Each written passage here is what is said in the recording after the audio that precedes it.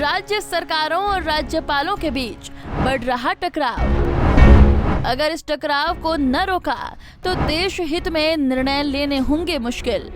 तमिलनाडु, केरल, तेलंगाना, दिल्ली और पश्चिम बंगाल, इन सभी राज्यों में गैर बीजेपी सरकार है और इन सभी राज्यों में एक बात कॉमन है और वो है राज्य सरकार का राज्यपाल के साथ विवाद। बीते कुछ समय से पांचों राज्यों में राज्यपाल बनाम राज्य सरकार देखने को मिल रहा है। सभी राज्यों में सरकारों और राज्यपालों के बीच बयानबाजी चलती रहती है और एक दूसरे के कामकाजों में मुश्किलें पैदा किए जाने का आरोप लगाया जाता है। हाल ही में गैर भाजपा शासित 3 दक्षिणी राज्यों में राज्यपालों और सत्तारूढ़ सरकार के बीच टकराव काफी बढ़ गया।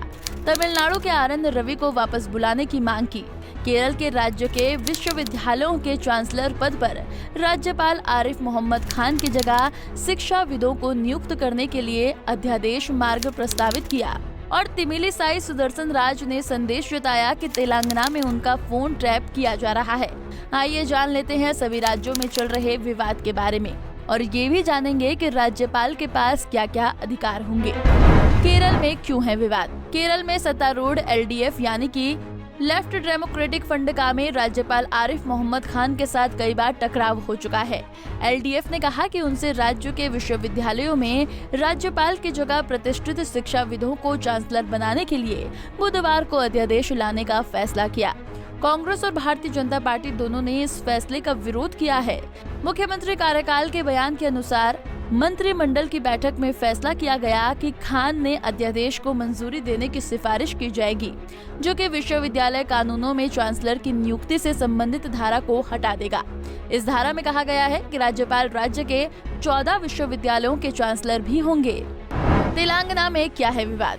तेलंगाना के राज्यपाल तिमिलीसाई सुंदरराजन ने तेलंगाना राष्ट्र समिति यानी कि TRS शासित तेलंगाना में अलोकतांत्रिक स्थिति का दावा किया। तिमिलीसाई सुदर्शन राज ने संदेश जताया कि तेलंगाना में उनका फोन टैप किया जा रहा है। उनके इस बयान पर अब विवाद गहराता जा रहा है।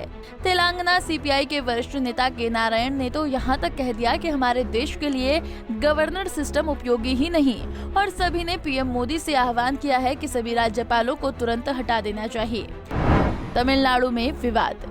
तमिलनाडु के संबंध में सत्तारूढ़ DMK के नेतृत्व वाले सेकुलर प्रोग्रेसिव एलियंस ने राज्यपाल रवि को बर्खास्त करने की मांग करते हुए राष्ट्रपति भवन का दरवाजा खटखटाया और आरोप लगाया गया कि उन्होंने सांप्रदायिक घृणा को भड़काया है। गठबंधन के संबंध में सदस्यों ने राष्ट्रपति कार्यालय को प्रस्तुत अर्जी में राजभवन के पास लंबित विधेयकों को भी सूचीबद्ध किया गया है और स्वीकृति के लिए देरी पर सवाल उठाया गया। इन विधेयकों में राज्य को नीट मेडिकल परीक्षा के दायरे में छूट देने के प्रावधान वाला विधेयक भी शामिल है। पश्चिम बंगाल में राज्यपाल के साथ विवाद। पश्चिम बंगाल के तत्कालीन राज्यपाल जगदीप धनखड़ और मुख्यमंत्री ममता बनर्जी के बीच संबंध कुछ अच्छे नहीं थे। दोनों ही एक दूसरे की सार्वजनिक रूप से आलोचना कर चुके हैं।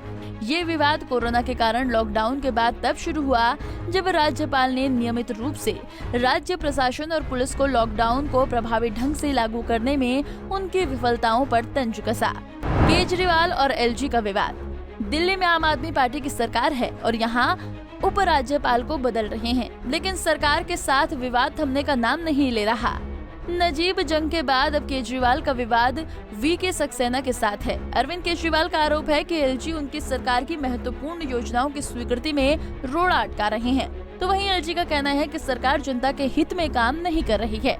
LG इसको लेकर कई लेटर भी लिख चुके हैं। LG ये भी कह चुके हैं कि CM की तरह ही बाकी मंत्री भी उनकी बात नहीं सुनते हैं। अब हालात ये हैं कि LG ने दिल्ली सरकार की कई योजनाओं के लिए 5 समितियों का गठन कर दिया है। आइए जान लेते हैं राज्यपाल के अधिकारों के बारे में। कार्यकारी शक्तियां यानी कि एग्जीक्यूटिव पावर्स। जैसा कि ऊपर कहा गया है कि कार्यकारी शक्ति उन शक्तियों को संदर्भित करती हैं जो राज्यपाल के नाम पर मंत्री परिषद द्वारा प्रयोग की जाती हैं। इसलिए राज्यपाल केवल नाम मात्र का मुखिया होता है और मंत्री परिषद वास्तविक कार्यपालिका होती है। राज्यपाल राष्ट्रपति को किसी भी राज्य में संवैधानिक आपातकाल लगाने की सिफारिश कर सकता है। किसी राज्य में राष्ट्रपति शासन की अवधि के दौरान राज्यपाल को राष्ट्रपति के एजेंट के रूप में व्यापक कार्यकारी शक्तियां प्राप्त होती हैं। विधायी शक्तियां यानी कि लेजिस्लेटिव पावर्स। जब तक विधेयक के अलावा कोई अन्य विधेयक राज्यपाल के समक्ष उनकी सहमति के लिए प्रस्तुत किया जाता है तो वो या तो विधेयक को अपनी सहमति देते हैं और फिर विधेयक को सदनों के पुनर्विचार के लिए वापस भेज देते हैं। ऐसे में अगर सरकार दोबारा से विधेयक को राज्यपाल के पास भेजती है तो उन्हें उसे पारित करना होता है। वित्तीय शक्तियाँ यानी कि फाइनेंशियल पावर्स। धन विधेयक यानी कि मनी बिल केवल राज्यपाल के पूर्व सिफारिश पर राज्य विधानमंडल में पेश किया जा सकता है। उनकी सिफारिश के अलावा अनुदान में कोई मांग नहीं की जा सकती है।